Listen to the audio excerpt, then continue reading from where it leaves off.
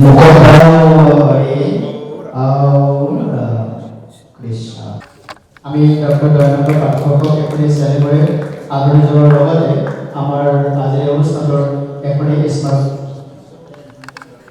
কলিতা আয়ে আৰু এখনি স্মাৰ্ট পত্ৰ দিছে তেখেতক দিব আমাৰ কৃষ্ণ দাসদেৱে। হয়, কৃষ্ণ জয় গুৰু শংকৰ। এই গ্ৰন্থভাগৰ মানে প্ৰত্যুত্তৰ প্ৰতিবাদ আৰু প্ৰত্যাহ্বান এই গ্ৰন্থভাগী আজি উন্মোচন হৈছে। এই অন্তৰালত আছে 2025 চনৰ 16 ফেব্ৰুৱাৰীত পাঠ সমীক্ষিত এখন গ্ৰন্থ উন্মোচন হৈছিলে। সেই গ্ৰন্থখনত গুৰুজনাৰ লগতে কীৰ্তন ঘোষা পুথিভাগৰ মৌলিকতা একেবাৰে নাশ কৰা হৈছে। শব্দ নিজস্ব শব্দ তাত প্ৰক্ষিপ্ত হৈছে। গুৰুজনাৰ নামত দন্ত্যসযুক্ত কৰি তালব্যসযুক্ত আঁতৰাই দন্ত্যসযুক্ত কৰি গুৰুজনাক বৰ্ণশংকৰ, গীতাৰ মতে অবাঞ্ছিত সন্তান আদি দেখুৱাবৰ কাৰণে চেষ্টা চলাইছে। আৰু সেই অন্তৰালত আমি বৰ দুখ প্ৰকাশ কৰিছোঁ আৰু দুখ প্ৰকাশ কৰি অন্তৰত বেদনা কৰি গৱেষণামূলকভাৱে আমি এই গ্ৰন্থভাগ প্ৰস্তুত কৰি উলিওৱা হৈছে, ৰাইজলৈ আগবঢ়োৱা হৈছে যে গুৰুজনাৰ নামত যে তালব্যসযুক্ত হয় সত্য, শুদ্ধ, চিৰন্তন সত্য, এইটো প্ৰতিষ্ঠা কৰিছোঁ, কৰিবলৈও চেষ্টা কৰিছোঁ। ৰাইজে সেইটো বুজি পাব। আমি তথ্যভিত্তিত আগবঢ়াইছোঁ। আমি গুৰুজনাৰ কুষ্ঠিৰ প্ৰসংগ আনিছোঁ, পত্নলিপিৰ প্ৰসংগ আনিছোঁ।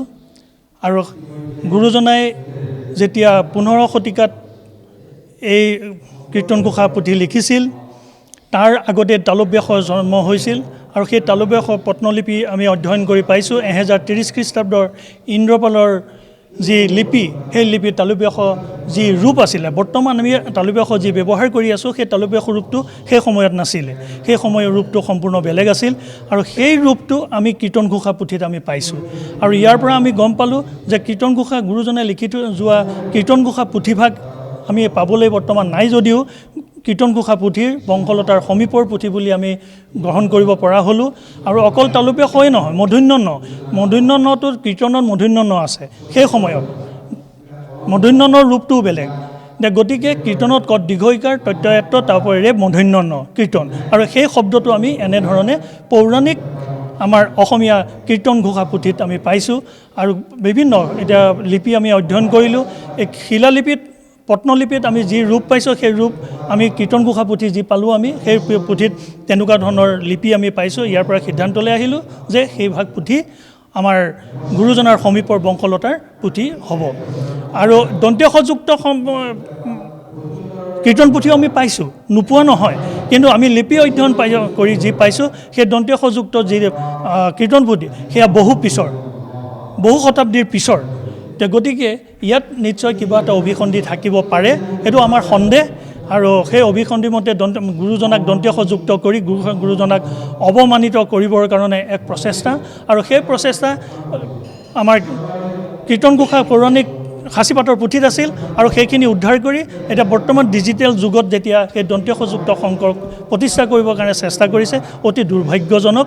আৰু সেইবাবে তাৰ প্ৰতিবাদ কল্পে আমাৰ এই পুথিভাগ আজি মানে উন্মোচন কৰা হ'ল। আৰু এই ক্ষেত্ৰত আমি গুৱাহাটীৰ আমাৰ 4জন লোক আছে মোক মানে অহৰ্নিশা প্ৰেৰণা দি আছে। এজন হ'ল ভূপেন ভৰালীদেৱ, প্ৰমোদ ৰাজবংশীদেৱ, ধীৰাজ মোহন দাসদেৱ, গজেন্দ্ৰ ভৰালীদেৱ, এইসকলে প্ৰেৰণা দিছে। সত্ৰৰ নামঘৰ সকলোকে য'ত গৈছোঁ আমি তেখেতসকলে আমাক এই পুথিসমূহ দেখুৱাই আমাক কৃতাৰ্থ কৰিছে। আমি ফটো কৰি আনিবৰ কাৰণে আমাক কৃপা কৰিছে। গতিকে তেখেতসকললৈও ধন্যবাদ জনাইছোঁ। আৰু আমাক এই পুথিভাগ লিখাৰ কাৰণে এই শ্ৰীমন্ত শংকৰদেৱ সংঘৰ এই প্ৰেক্ষাগৃহত, মহাপুৰুষ শ্ৰীমন্ত শংকৰদেৱ বিশ্ববিদ্যালয়ৰ প্ৰেক্ষাগৃহত আমাক এই অনুষ্ঠানভাগ পাতিবৰ কাৰণে যি আমাক আন্তৰিকতা দিছে, আশীৰ্বাদ জনাইছে, তেখেতসকললৈও পদাধিকাৰকে আৰম্ভ কৰি সকলো ভকত বৈষ্ণৱক সেৱা শুশ্ৰূষাৰে আমি শ্ৰদ্ধা জনাইছোঁ, ধন্যবাদ জনাইছোঁ। আজি এই অনুষ্ঠানত উপস্থিত সকলো বিশিষ্ট লোকক শ্ৰদ্ধা জনাইছোঁ। আৰু এই আমাৰ মানে এই গ্ৰন্থ প্ৰকাশৰ আমাৰ উদ্দেশ্য। লগতে লগতে ৰাইজলৈ আমি আগবঢ়াইছোঁ এই পুথিভাগ আমি বিচাৰ ৰাইজৰ ওচৰত দিছোঁ আৰু ৰাইজে বিচাৰ কৰিব। হয়, 101% তালব্য সযুক্ত শংকৰ, আৰু শংকৰৰ অৰ্থ হৈছে, আপোনালোকে আচৰিত হ'ব, তালব্য শংকৰ শব্দটোৰ অৰ্থ হৈছে কল্যাণকাৰী, আৰু দন্ত্য যুক্ত শংকৰৰ অৰ্থ হৈছে বৰ্ণশংকৰ, এই হাইব্ৰিড। লগতে গীতাৰ মতে কুল নাশকাৰী সন্তান বা অবাঞ্ছিত সন্তান। গতিকে শংকৰদেৱক দন্ত্য কৰাটোৱে আটাইতকৈ মহাপাপ বুলি আমি অনুভৱ কৰিছোঁ। গতিকে শ্ৰদ্ধাৰ পাঠকবৃন্দই তেওঁলোকে বিচাৰ বিবেচনা কৰিব, সেৱা ধৰিছোঁ। আৰু লগতে মোৰ লগতে প্ৰমোদ ৰাজবংশী আমাৰ প্ৰভুজনা আছে, তেখেতেও দুআষাৰ কওক। যিখন গ্ৰন্থ প্ৰস্তুত কৰি ৰাইজৰ আগত দিলে, সেইখন দি গুৰুজনাক ইমান তুচ্ছ তাচ্ছিল্য কৰিলে, মানে শংকৰ গুৰুৰ অনুগামী বুলি নিজকে দেখুৱাই, এইটোৰ নিচিনা দুৰ্ভাগ্যজনক কথা আৰু একো নাই। মহাপুৰুষজনা ব্যাকৰণৰ পণ্ডিত আছিলে, পাণিনি ব্যাকৰণৰ পণ্ডিত আছিলে। তেওঁ এইটো কথা লিখিছেও প্ৰাথমিকভাৱে যে গুৰুজনা বিদগ্ধ পণ্ডিত আছিলে। এই বিদগ্ধ পণ্ডিত শংকৰদেৱে নিজৰ নামটো দন্তীয় সৈতে বৰ্ণশংকৰ হ'ব যাব নেকি? যিহেতু তেওঁ পণ্ডিত আছিলে, বিদগ্ধ পণ্ডিত আছিলে, তালিব্য যিটো তেওঁ জানে শংকৰ মানে কল্যাণকাৰী, সেই শংকৰ আৰু যিটো কুষ্ঠিত নাম দিছিলে সন্ধৰাগৰ দলৈ, সেই যিটো কুষ্ঠিৰ নাম সেইটো তালিব্য।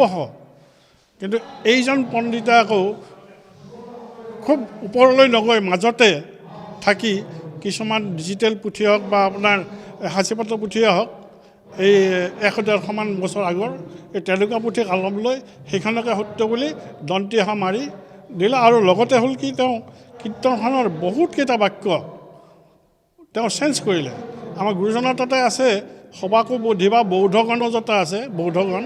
এওঁ লিখিছে সবাকো তাৰিবা সন্তগণ যতা আছে। ঠিক তেনেকৈ আৰু শ্যামন্ত শৰণত আছে মানে পুজিলা দুৰ্গাক বলি বিধানে, এওঁ লিখিছে পুজিলা দুৰ্গাক বিধি বিধানে। এতিয়া বলি শব্দৰ অৰ্থ বুজিয়ে নাপালে। বলি শব্দৰ কিমান অৰ্থ আছে? বলি শব্দ মানে যে ত্যাগ বা ছেক্ৰিফাইচ কৰা, বিভিন্ন ধৰণৰ ছেক্ৰিফাইচ আছে।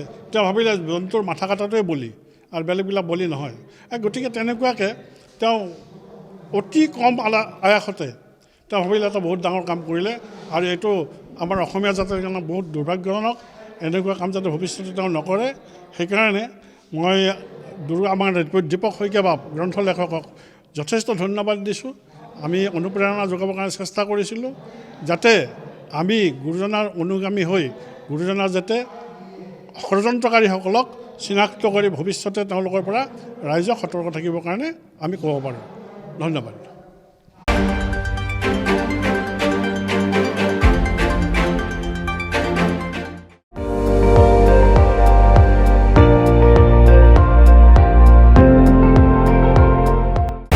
আপুনি চাই আছে ND24, সৰ্বশ্ৰেষ্ঠ নহয় সৰ্বোত্তমৰ দৌৰ।